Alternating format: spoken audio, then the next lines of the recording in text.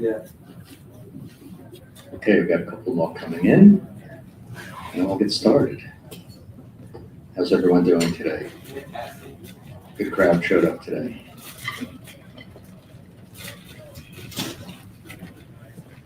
So, who would have thought this would have been around when we were kids? That's for sure. Yeah, wouldn't have dreamed it. Yeah, with the police hanging out at the bar, and, Right. and no one buying any liquor. One more thing that kids are spoiled with that we never had. Yeah, I love going to these events and the bartender stands there all by themselves, like, not too many people drink. No. Yeah, you're right. Yep. I'm going to talk about post-harvest, and it's probably as important as growing the plant. You can grow an amazing plant and then absolutely destroy it at post-harvest. And I got a quick little video here. Let's see if this works. Let me hit this little button here. The audio is Traditional so simple. post-harvest methods are stuck in the Stone Age. They're inconsistent and unreliable for properly removing water from the bud, leading to poorly dried cannabis flower, resulting in reduced yields, damaged trichomes, or mold. Legacy methods focus on incorrect measurements like percent moisture and humidity. The true indicator of properly dried and cured cannabis is water activity, measuring bound and unbound water. Unbound water feeds mold and microbes. Bound water is molecularly bound to the plant structure and does not. Lost bound water is lost revenue. Relative humidity changes with temperature. Traditional HVAC systems create an unstable environment where over and under drying occurs. Backed by science, Canatrol's Vaportrol technology creates the perfect environment to produce consistent, repeatable, and superior results every harvest. Our patented technology allows the flower to reach and be held at optimal water activity by controlling temperature and dew point separately, fine-tuning vapor pressure in the space.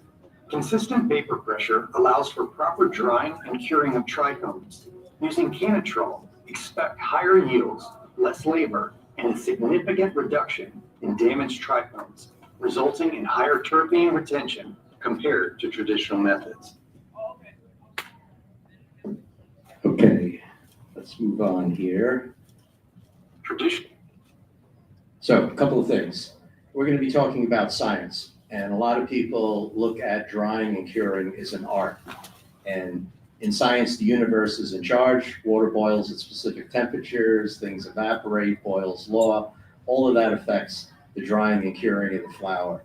The touchy-feely, that's art, and that's not really science. And I like to say, you can't fuck with physics. So, why do we dry and cure? If we take fresh harvest flower, it's not going to burn, it's too wet, you can't smoke it, and if you go to store it, it's going to go moldy. So your objective is to get rid of that free available water, the unbound water, so it's shelf stable and it can properly burn. So what are we doing today? We're using repurposed air conditioning HVAC equipment. We're bringing the flower into a room with an air conditioner and or a dehumidifier. And these are comfort cooling systems. They're really not process systems. They're not designed for drying a product to a specific water activity and holding it there. They're just going to continue to remove water from the flower. And if you leave it there, it's going to over dry. And so someone's got to be in there and say what the right time is to pull that flower so it doesn't over dry. And today that's been a lot of guesswork, or maybe snapping some twigs. So you have the touchy-feely bro science is one method as to when to stop the drying process and arrest it. In a lot of facilities, it's a single person that supposedly has the touch, the feel, and the art. That's not a very good way to form, keep your business with one person that has this touchy-feely. And then, what if you look at the flower on a Thursday or Friday and go, you know what, if we don't pull this on Sunday, it's going to be over dry. And that's then going to require people to bring in on the weekends, or by Monday, you're going to have over dry flower, which is lost yields. And then you're wasting labor dollars doing all of that. So we have to stop the drying process by arresting it, moving the flower from the dry space and then putting it in sealed vessels, in turkey bags, totes, jars, you name it. But the problem is, if there's still unbound water in that vessel, mold will grow. So what happened is people realized, I got water vapor in there, I need to let it out, let me open it up and release that water vapor. The problem is it's become ritual burping. People will burp a jar, a turkey bag, or a container in Florida in August, or they'll do it here in Connecticut in January, or Minnesota in January. And we know the air outside here is bone dry. So any water vapor that's in that jar or container is going to leave the jar. And if that flour is already properly dried, and you then let in drier air and reseal it, that flour is now going to lose even more moisture to rehydrate the air, that super dry air you put in the jar. On the flip side, if you did that in Florida, you're going to be putting soaking wet air into that jar. And now the flour is going to start soaking up that water. You might even get to a point where you're over a 0.6 water activity, and now that flour is able to start growing mold and microbes. So the burping really is a ritual. There's not a lot of science behind it, but it was what was needed when using air conditioners and dehumidifiers, and there wasn't a lot of information about what's going on, the science behind all of this. And a lot of people say, well, I know how to control my relative humidity. Well, relative humidity is relative, and you really can't control relative humidity. Here's a psychrometric chart. The dot here, where it intersects the horizontal and vertical on this curved line, that's the relative humidity line. The blue line, as you shift it left and right, you're heating or cooling the air. As you raise and lower the green line, you're either removing water vapor, moisture from the air, or increasing it. And then where the temperature and the amount of moisture in the air intersect on a curved line, that's relative humidity. So you can't control relative humidity. Relative humidity is a result of two variables. It's like saying you want to control your monthly payment on a loan. You can't. There's no dial to turn your monthly payment up and down. You can change the interest, you can change the principal, you can change the term. Change any one of those three and your monthly payment will change because it's a result of them. Relative humidity is the same thing. It's the result of the temperature and the amount of water vapor in the air. A lot of people say, oh, I want 60% relative humidity. Well, this chart shows dew point vapor pressure down on the left side and dry bulb air temperature along the top. And all of these blue squares are solutions for 60% relative humidity. So there's all different things that can get you to 60% relative humidity. So to say you control relative humidity, really it's the result of things that you really do want to control. And here's a little thought experiment. So you got a sealed jar or a sealed box, and you put an absolute amount of water in that sealed vessel. And now that sealed vessel has a relative humidity inside of 50%. If you raise the temperature of the air in that vessel, your relative humidity is going to drop. Maybe it's going to drop to 20%. Why?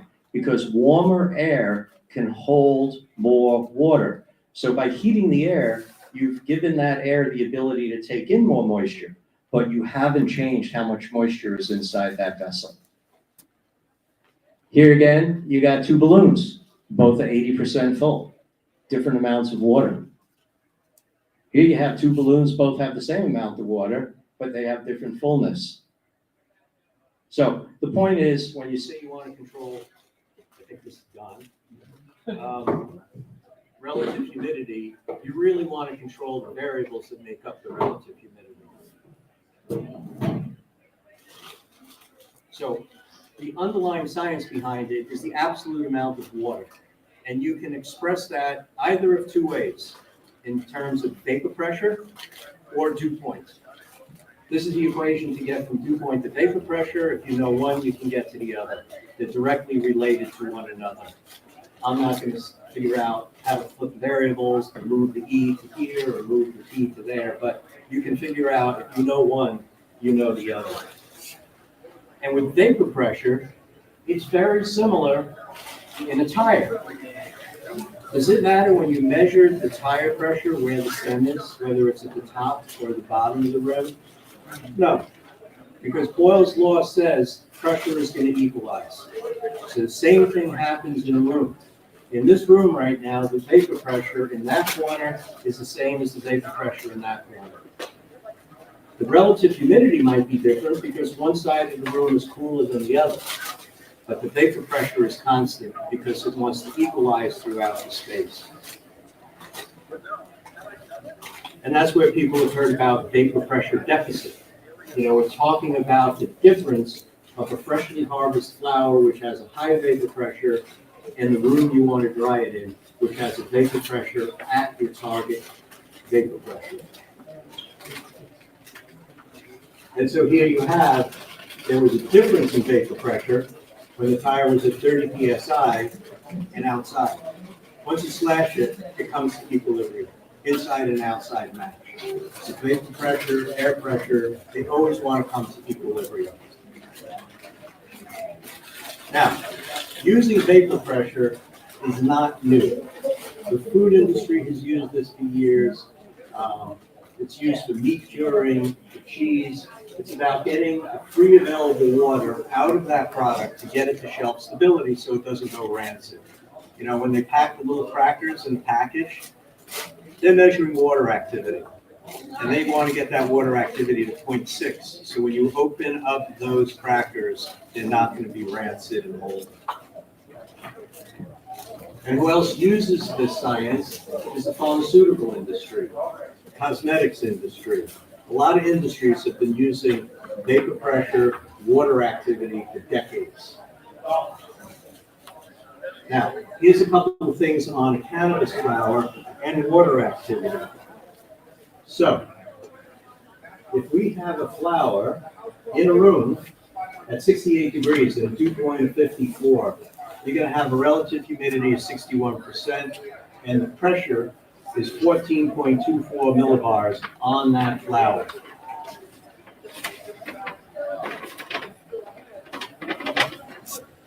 Outside summer day, 80% relative humidity. Vapor pressure outside is 31.61. That flower, you want 14. Guess what? Moisture is going to go from the outside into that flower. That flower is going to absorb moisture above what your target is. Let's go back. Here we have a winter day where you want your flower at that 14.24.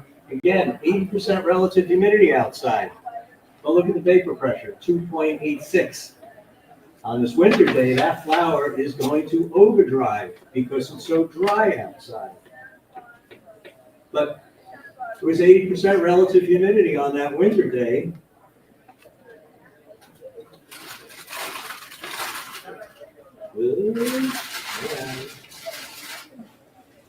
Hey guys. Still there? Okay.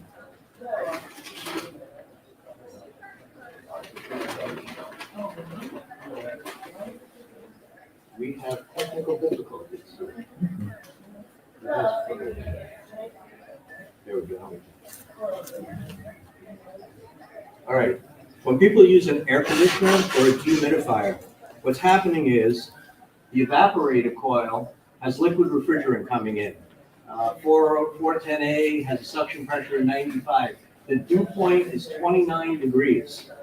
So the vapor pressure is 5.41 millibar. That's why air conditioners and dehumidifiers constantly dry the flower, because of the temperature, the dew point of that evaporator coil. It's a low pressure. And that's why you must remove the flower from that room or it's going to overdry, because the moisture is constantly going to move until you get that flower to equilibrium at 5.41. By then, you have crispy, crumbly flour. It's disgusting. It smokes harsh. It doesn't taste good. It's just nasty. So, building construction, really important. When you're drying your flower, you want a sealed environment so you can control the dew point vapor pressure in that space and not have it just leaving the building, leaving the room and going out. Suspended ceilings, horrible way to construct a room trying to do controlled drying. So, water activity. And a lot of people will see water activity on their COAs and don't understand what it is. Water activity is about bound and unbound water. Unbound water in your flower is what microbes and mold grow on. That's what they feed on. Once you get rid of that unbound water, you have shelf stability. Mold and microbes can't grow. You got a product that's going to last.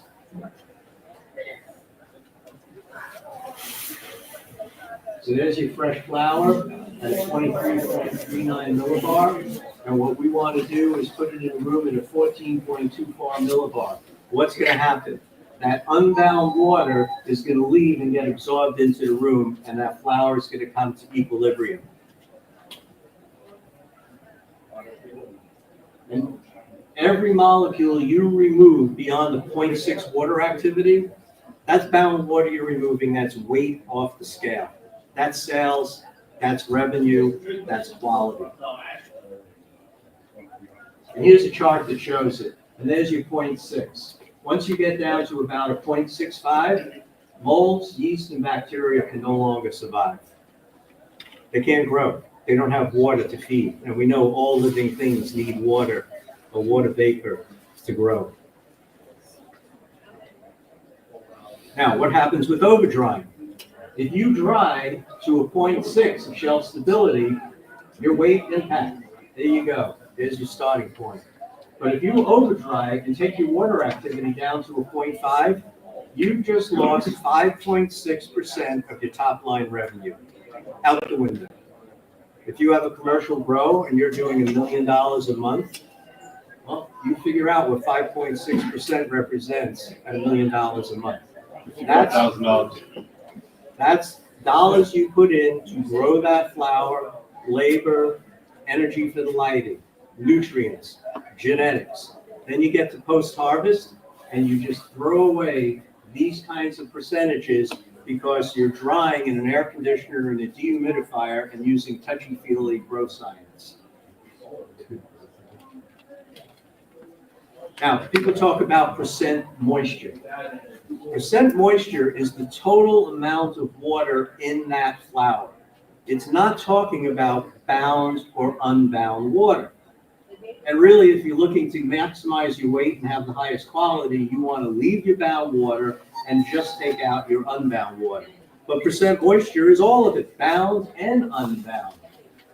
So, what industries use percent moisture?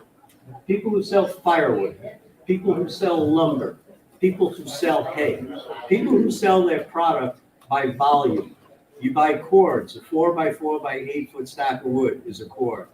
Hay is a bale. It's not by weight. Industries that use water activity, pharmaceutical, food, they sell by weight. They want to capture every last gram on the scale when they sell that product. Cannabis should be the same thing.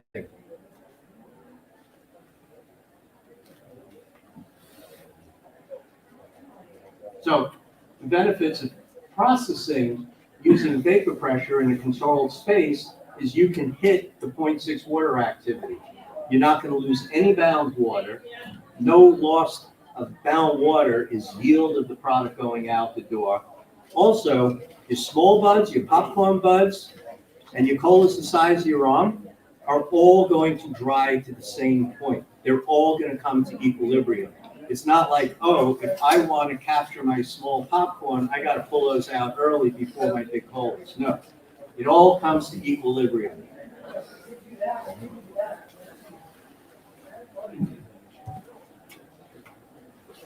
And that's where we're coming back to the 0.6 and equilibrium and no lost water. And we do that by controlling the vapor pressure. And what we like to say is this is sous vide for weed. How many of you are familiar cooking sous vide? Where you take a protein, a meat, a fish, you seal it in a bag, and you put it in a tank of water that's at the temperature you want that piece of meat or fish cooked to.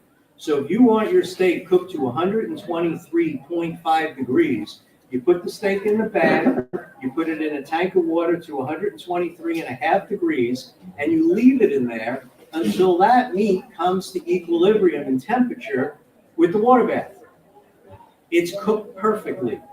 And you can leave it in there 2 hours, 3 hours, 4 hours. It's not going to overcook because it's come to equilibrium to that temperature.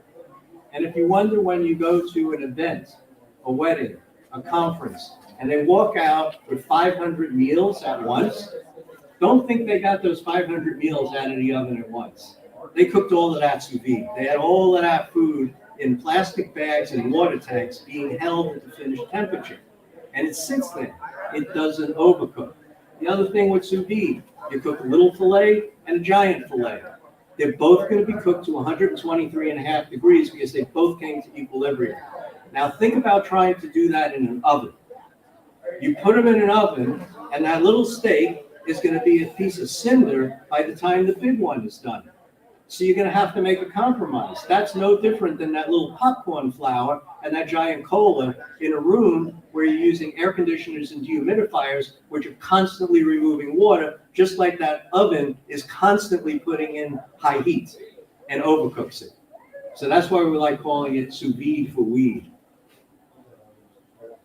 Now, another thing happens. When you maintain constant vapor pressure, why are we growing the plant? The whole purpose of the plant is for the trichomes. The little trichome heads are the factories where the THC is manufactured, the terpenes are manufactured.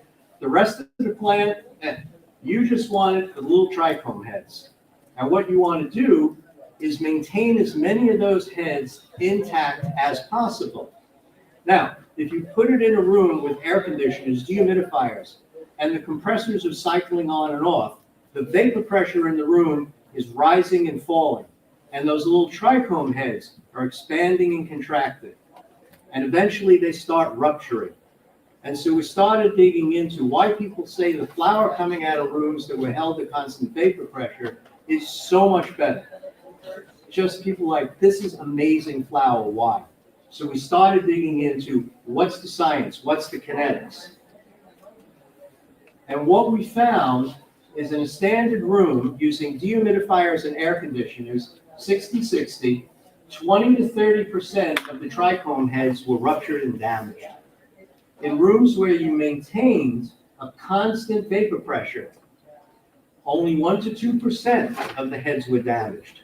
And what that results in is about a 16% higher terpene retention in the finished product because you're not rupturing the heads. The little head over here, it's called a cuticle, is only 2 cell walls thick, so it's very fragile. Otherwise, the rest of this, that's being held together by surface tension of the oils that's in the terpenes and the THC and the CBD. But that's once it's out of the little envelope of the cuticle, you're depending on surface tension to hold it together. So what we feel is happening also, because we're not flexing them and holding them stable, you wind up with a product that has a long shelf stability because that cuticle has now had time to harden. And we went back and backed it up by science. We took photographs. In addition to counting damaged trichomes with grids under microscopes, we did it using chromophotography. And there's a bunch of little trichome heads here and a bunch here. And what you can see is this was the 60-60 traditional dry cure, and that there's this redshift in the spectrum. And it turns out the redshift comes from damaged trichomes, which then start to oxidize. So here we're able to not only use a grid count to demonstrate stable vapor pressure is giving you less trichome damage, but also using chromophotography, showing this red shift over here, where here it's not, where the flour is dried with a constant vapor pressure. And here's what goes on in a room. This pink line is vapor pressure, and every one of these oscillations here is the compressors turning on and off, either in the dehumidifiers or the air conditioners. Here's a room that's holding a constant flat line. of vapor pressure and temperature. And then you saw the results in the trichome damage and yield. The little spikes in here is just electrical noise. It's not the room actually shifting. Once that's measured, you then find you have about 16% higher terpenes. And that's because you're not damaging your trichomes and losing the terpenes, which was the reason for growing the plant to begin with. So this just starts creating more opportunities where you can really dial in the cure on a cultivar because you're not chasing a swinging variable. You can hold it steady and come up with now what happens when we cure the product for different periods of time and what the outcome is going to be. So at the end, you wind up with increased yield. That goes right to your bottom line. That's just not losing weight of product you're going to sell. You have better product with the same inputs. You're reducing labor because you're no longer worrying about having labor remove the flour from the dry room, mechanically damaging it, timing it, bringing it into totes, burping. All that labor is gone because you just leave the flour in the space until you're ready to pack it and ship it. There's no dry, then cure, then, it's just a continuum. And speed to market. Typically, we find flour gets to a 0.6 water activity in about 4 days, but you want to see about 4 more days of some cure and some equilibrium. There's some transitions of sugars going on and things like that. So typically, you will find the flour is optimum at around 80 days, or might start getting better. What we're finding is different cultivars behave differently in stable conditions for the cure. We grew a Jilly Bean and an Acapulco Gold. At 8 days, the Jilly Bean smoked amazing, always reliable. The Acapulco Gold was harsh, and being weed snobs, we're like, this is disgusting. We left it for 30 days, and at 30 days, the Acapulco Gold became the new favorite. We're hearing from large commercial places that now, when they built their facility, they had dry cure. It's an afterthought. We'll have a closet over here. We built this beautiful facility, all this lighting, irrigation, and then we're going to throw it all in this closet with the DU and an air conditioner when it's all done. Now they're starting to see the benefits of proper dry cure and say, wow, if I would have known, I would want multiple rooms so I can treat different cultivars differently in the post-harvest process. I mean, think about wine. You can grow the same grapes, give it to 5 winemakers, you're going to come up with 5 different results. It's in the post-harvest. So it also helps you with GMP compliance and standard SOPs in the post-harvest. We now have a lot of people entering competition cups, and after they grow their plant with their amazing genetics, they're using the cool cures, the small canatrals, to dry and cure before they enter a competition. So a lot of cup takers these days, that's their secret weapon of having the better flour. Questions? So you mentioned having used cultivars, the Jilly Bean and Acapulco Gold. Now they were under the same conditions of cure, but just different lengths of time. Correct. They both went in 8 days. After 8 days, the Jilly Bean smoked amazing. The Acapulco Gold still was harsh. Left it in for 30 more days, and then it came out really nice. And it had a lot of the characteristics of a wine that's young, that needs to sit. They produce wines today that are ready to drink right out of the bottle, but there's still other wines that you want to let it sit for a year or two, and it'll improve, or 10 years. And if you've ever tried a wine that needs to sit for many years, it's a little bright, harsh, it hasn't mellowed out. And we found very similar with the smoke, and that mellowed out and filled out, allowing it to cure for a period of time. Can you say anything about cost? Is there like a cost comparison between the standard air conditioning dehumidifier method and? Well, this technology, definitely more expensive, but you got to look at the ROI. If you look at if you're growing in a commercial facility, we go into facilities, we'll measure the water activity of product that they're currently shipping. Calculate the weight and go, I'll bring up that chart again, oh, you're losing 5.6%. And typically we see ROIs anywhere from 3 to 7 months. All the equipment's paid for. After that, it's money in the pocket. How about just operational costs? Operation is about the same. And you save labor. You're no longer moving flour. We don't count, when we do ROI calculations, we only look on yield difference. We don't talk about labor savings because everyone's got different labor rates, they handle their labor, and we put absolutely no value on the improved product. But we do know, we've been to facilities where they got out of the race to the bottom overnight. They immediately, their customers, the dispensaries, wanted that flour and were willing to pay a premium for it.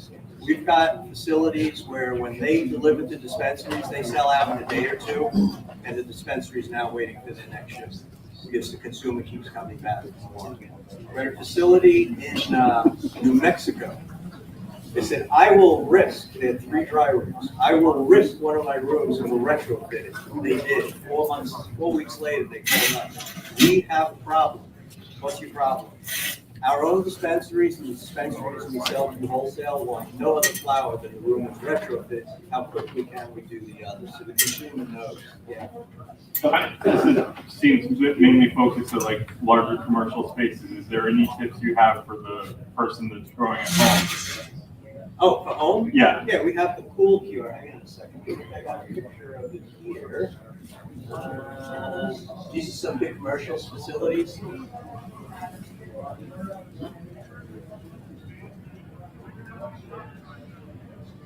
Kits, and that's the home unit. Okay. As a matter of fact, there's one out on the floor at Triumphs. He has I one. think he says he rents them too. Yes, what we now have is grow shops who stock them and sell them are renting them. What does something like that run? New, they're 1,600, and it takes 2 pounds of wet flour, so you'll yield between 5 and 6 ounces of flour. So you'll have smokable flour in about 8 days from harvest. And then if you have subsequent harvest, what a lot of people will do is then take the flour out, put it in a C-vault, grow bag, set it aside, do their next batch, and then put everything back in the box, because in dry flour, the box can hold 4 to 5 pounds. And when it's done, when you're done, after he's dried, no burping and all that other stuff required. Nothing, just leave it in there. And 6 months later, a year later, you can pull that flour, it's still sticky, supple, and smokes amazing. Awesome. Thank you. The consumption, electricity, I mean, not comparing this traditional, but that numbers. takes, okay, that's 60 watts. The bigger ones or the medium-sized farms. The big ones, they typically, we use a chiller that's got a variable speed VFD compressor. So a couple of, not a lot of watts, they will run on like a 20 amp circuit breaker, the whole system. Anything else? Yes? Well, what does the process look like for retrofitting with this technology from the traditional legacy process system and retrofitting your dry room to use this technology? Great question. Here. Okay. Here's the retrofit. This room on the right here had a mini split hanging on the wall and a Quest humidifier. We took them out and put in these coils. That's what our technology is about, these coils on the ceiling. We don't use ductwork. We came out of the food industry. This technology was originally developed for cheesemakers and then went on for charcuterie and dry aged steak. And in food, you can't have air ducts. You can't clean them. You can't see what's inside of them. So everything needs to be visible and cleanable right there in the room. So if there ever is an issue, you wash down the coil, you know everything is clean.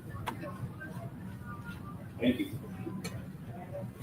You said 8 days till you could put it in a grove bag. Would you then store the grove bag inside another one, or? Yes, if you do, You want the bags left open. So that way what's in the bag can stay in equilibrium with the room. Matter of fact, what do you see down here? Grow bags. He leaves them open on the floor in the room. Yeah. Do you guys have any settings for like hash production?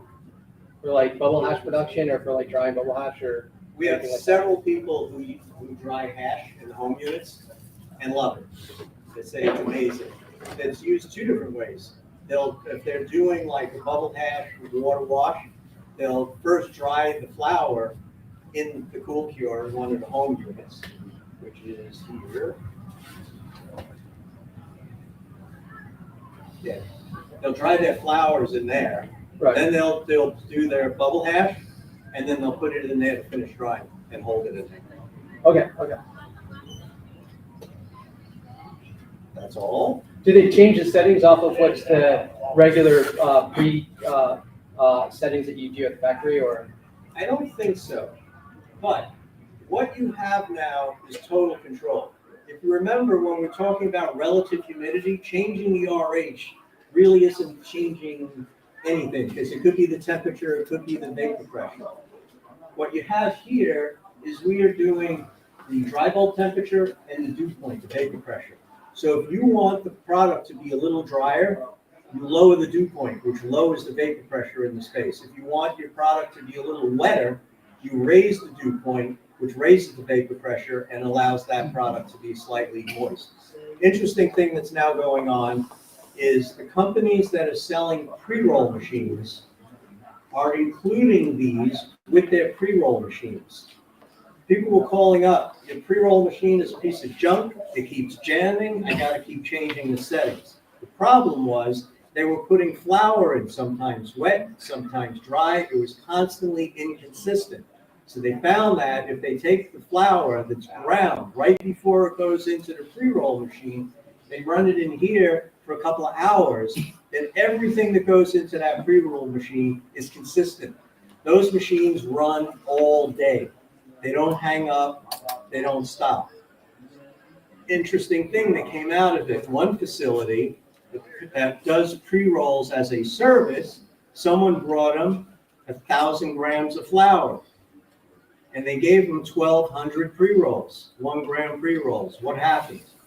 The 1,000 grams of flour was so over-dried that when they received it and preconditioned it to put it in the pre-roll machine, they picked up another 200 grams in moisture to get the product consistent.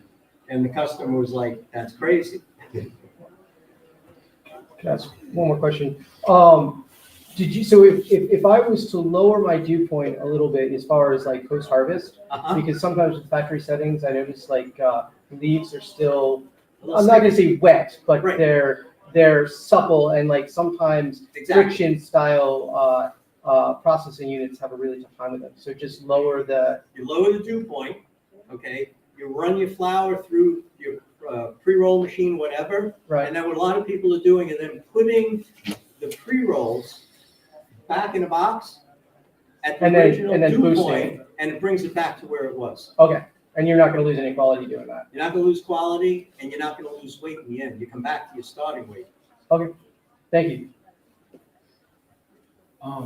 So the biggest criticism I usually hear about the Cantrol is capacity. Do you think the best method is like just the staging, drying, like you're saying, like dry them, put them in grow bags, do the next batch, and do it like that, or Yes, versus expanding the capacity for Well- something another version of that? That's for the home unit, okay? We then make these commercial kits. And the commercial kits, 180-pound wet weight, 360-pound wet weight, and 720-pound wet weight. There's the cost of the unit. Yeah. Now, if you figure if you're running 720 pounds per harvest wet weight, that's not a lot of money. And you're yielding 144 pounds of shippable product each cycle through there.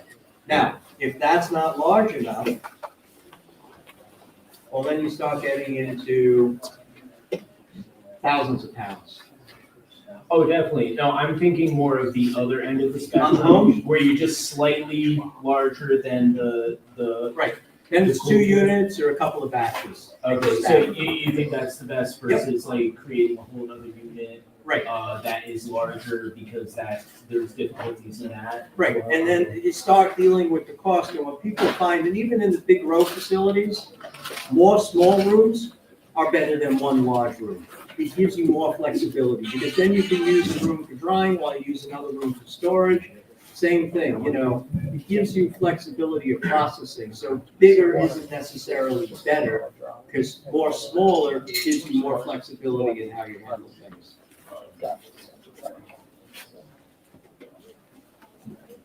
I think my time is up. Yeah, that's good.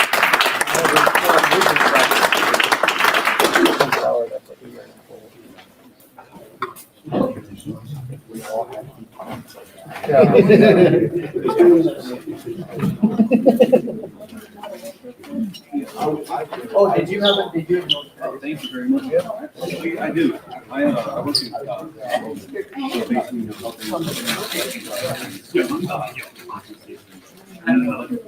work in, basically, yeah.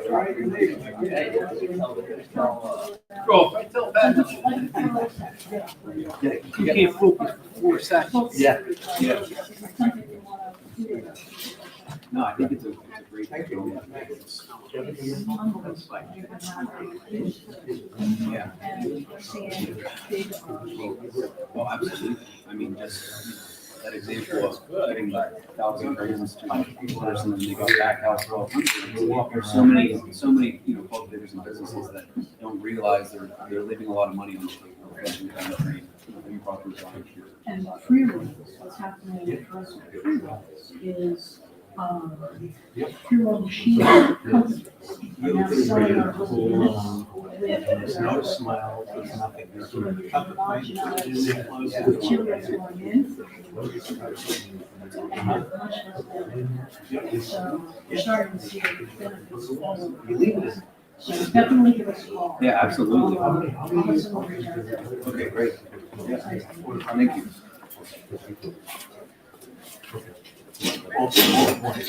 All right, so what you're gonna have to do is stagger the harvest a little bit, and it's not so big, because a lot of people will.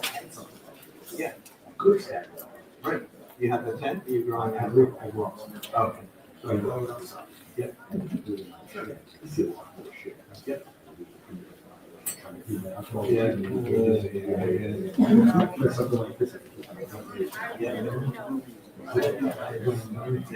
Yep. Thank you. All right. All over. Oh, yeah, we should, the whole world. Where are you? Yep. All right, Jane. Yes. Georgia, Ukraine. Right now, I don't know if we're shipping. We have distribution in, pretty much all over.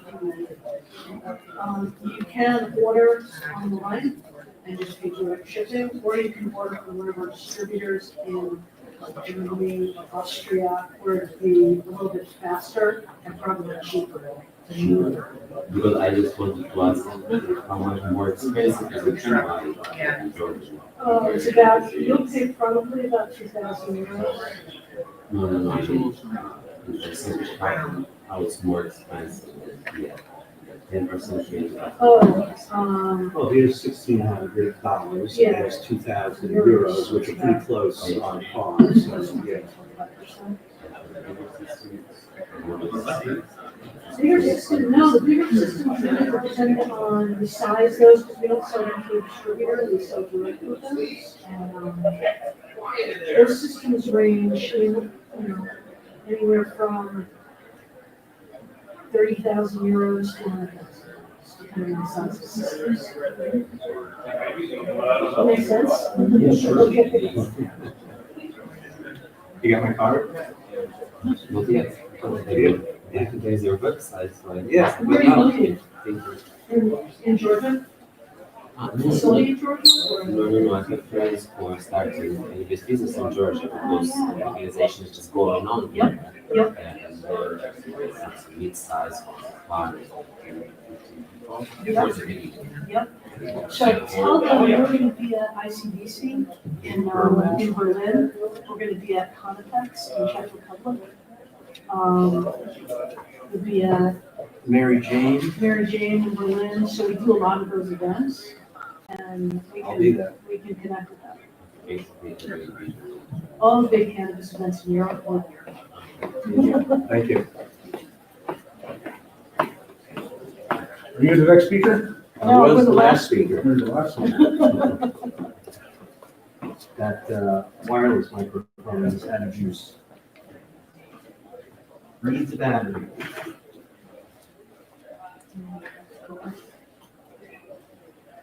If you leave it off for a couple of minutes, it comes back on again, but it lasts about 4 or 5 minutes and then it flies again. This other one's good, test, test.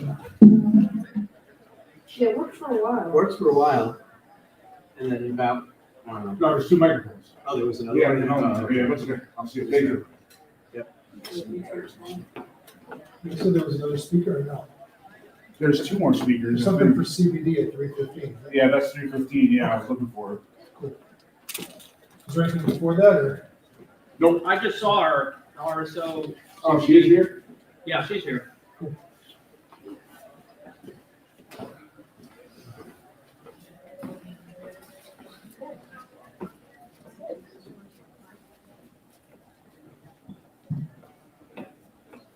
What's this? Oh, thank you.